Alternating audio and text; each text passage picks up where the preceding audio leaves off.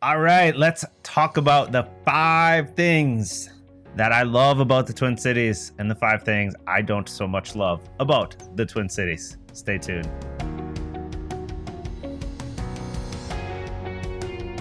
Hey, this is Matt Adelman with Matthew Adelman Realty. If you guys are new to this channel, welcome. So excited to have you here. This channel is all about Minnesota and the Twin Cities market. All things real estate related, what to do, where to go, how to have fun here, the pros and cons, etc.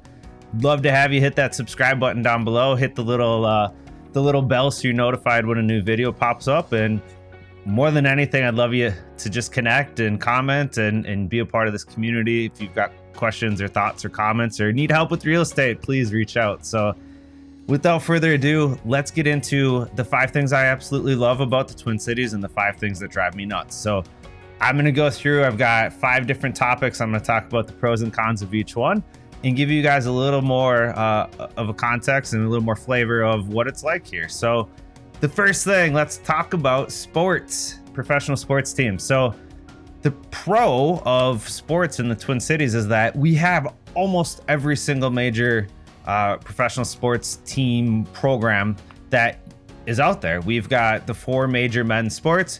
We've got the women's basketball team. The Lynx are phenomenal. We've got an MLS team now. We've got, the Target Center is super old for basketball, but we have fairly new stadiums and new facilities. It is super fun if you're a sports fan in the Twin Cities. Not to mention, we've got college sports too with the Minnesota Gophers and a couple other schools that are now D1 in certain sports. It's a really fun city, a really fun community when it comes to sports. And so if you love sports and going to sporting events or playing sports and being a part of it, we have tons of facilities and tons of stuff in that realm. The con, I'm a lifelong Minnesotan. I have seen 2 men's national championships in my entire life. That was 1987 with the Twins and 1991 with the Twins. I've had my heart broken a bajillion times from every other team in this state because at the end of the day, Minnesota sports equals mediocrity. It is a known thing in this state. You will get your heart broken over and over and over and over. It just is. I'm sorry. They're fun to watch.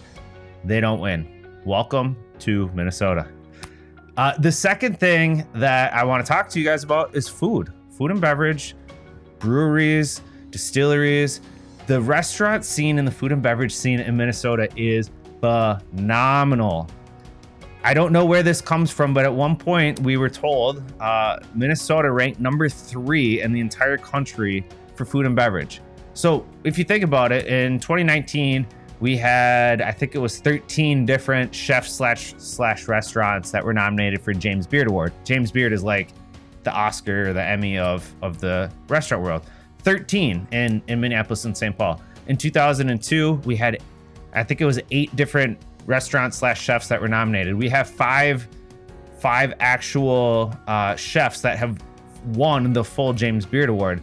We have so many cutting edge, exciting, fun, phenomenal restaurants really everywhere throughout the metro. Yes, Minneapolis and St. Paul is the heart of the culinary scene here, but it's starting to get better as you go out into the suburbs where you can find these neighborhood gems that are manned by, the top chefs in the industry. So the food and beverage scene, if you're into food and beverage, I am a gigantic foodie. I love food. If I could go out to eat if I could go every day, I would. But you're going to see just a phenomenal experience in the restaurant scene. The con is that if you're in the suburbs, I said there's some suburbs where it's starting to stretch out, but for the most part, you're not going to have any super fun, exciting restaurants. I live in Plymouth, Minnesota. I have no cool restaurants around me except for one, which is an American restaurant. They do burgers and the food is awesome, but I mean, I can only eat there so many times before I'm just craving for something else. And the other con to the restaurants in the suburbs is you got to drive. So if you're going to go there and have a glass of wine, or you want to have a bottle of wine or whatever, you got to drive home. So don't just have a glass or whatever and call it good. Versus if you live in the downtown or the uptown area of Minneapolis or certain parts of St. Paul, you just walk. You just go right there and the restaurant's there. So we talked about sports. We talked about food and beverage. I might as well talk about the elephant in the room. What is the pro and the con here that people always think of when they think of Minnesota? Well, it's weather. All right. Let's talk about the pro though. So I've lived here my entire life. I know nothing other than having 4 seasons in a year. There's spring, which is awesome. There's summer, which is awesome. There's fall, which is awesome. And there's winter, which is mostly awesome, right? We have all 4 seasons. You are going to be exposed to the elements in every which way. It can be -30 here in the winter. It can be 105 here in the summer. All right. It is luscious, beautiful green in the summertime. We have 10,000 lakes, right? We're the 10,000 lake state. So if you enjoy summer activities, hiking, boating, fishing, swimming, going to parks, trails, all that sort of stuff, we have as many parks and trails as any other state and probably in the entire country. If you like fishing and boating and doing that sort of stuff, we have more lakes than anywhere else in the country. The summer life is awesome. Springtime and fall time are awesome. There's so much to do. Wintertime is cold. That's the con, right? The pros are the seasons are great and summer is phenomenal here and it's luscious and green and sweet. Winter's cold. It is. But if you embrace it and you get a good jacket, the winters are awesome too, right? We snowmobile, we ice fish, we hike, we snowshoe. It's super cool. Lake Superior doesn't freeze over very often, but when it is cold enough, like really cold, and the wind is not crazy, Lake Superior freezes, and there's certain islands and certain caves and things that you can get to that you cannot get to at any other time of the year, and you can only get there if it's cold enough that year to get there. That's fun. It's cool. It's fun things to experience and do as a family. We have a winter carnival in St. Paul where they build a giant ice castle out of blocks of ice. You know, we embrace it, celebrate it, have fun with it. We'll call them ski hills. We do have skiing here in Minnesota. Bring the kids and teach them how to ski and snowboard. I mentioned snowmobiling, where Polaris is headquartered here, Arctic Cat is headquartered here. Those are the 2 big snowmobile companies for a reason. We have really good trails and awesome, fun things to do in the winter. So yes, it's a con, but it's a pro. And don't get me wrong, by March, I just want the snow to be gone and I want spring to come. And sometimes it does and sometimes it doesn't, but you'll get used to it, get an automatic starter on your car, and life goes on. So sports, food, talked about weather. The 4th thing, the pro and the con.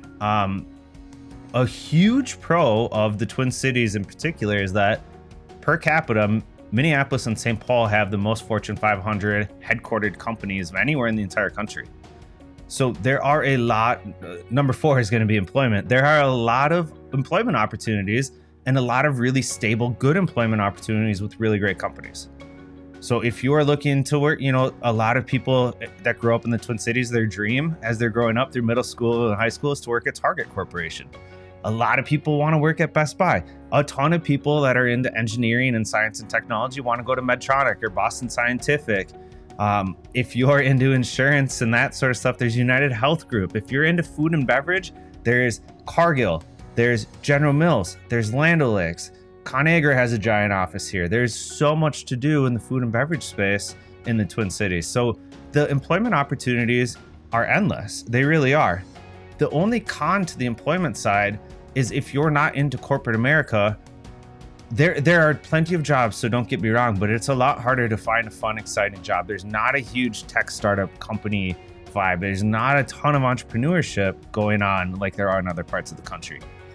We get handcuffed a little bit because it is wintertime. It is a little harder to start startups and things that, maybe you want to be outdoors and do outdoorsy things. It's, pros and cons on that side too. But I would say by and large, the pro of the employment opportunity far outweighs the con, which again, the con in my opinion is we have lots of corporations. We don't have lots of other great employment opportunities. Sorry, I'm blanking. And so what is the 5th pro? Well, the 5th pro for me, I mentioned there's lots of stuff to do outside and food and beverage and restaurants and stuff. I mentioned sports, but I would just say activities in general are a huge pro in the Twin Cities area, even down to each individual county. Or each individual city. Every city has a park and rec or some sort of city council that has tons of stuff for you to do. If you go to downtown Minneapolis or down parts of St. Paul, we have the Guthrie, we have all sorts of different places to go see shows. We have the Ordway. We have all of these places where you can go watch plays, and smaller Broadway shows will come here. We've got the large sports venue, so US Bank and Target Center and the Excel. They'll host major concerts, right? All of the biggest names in the entire music industry will come here and have concerts. So the activities when it comes to like the arts and entertainment are phenomenal. They really are. I don't know if this is true. I'm not a big Broadway person, but at one point I was told that Minneapolis is Little Broadway. We're, the Little Apple, somewhat similar to New York and things when it comes to arts. So lots of stuff to do on that side. The con to the art side, I don't really have one. I don't really know all that much about the arts. We've gone to like 4 or 5 plays, so maybe that's the con, is that it's not as popular here as it is in other places. So I think as you can tell, I'm passionate. I love Minnesota. I've been here my entire life. There's so many great, wonderful things about living here.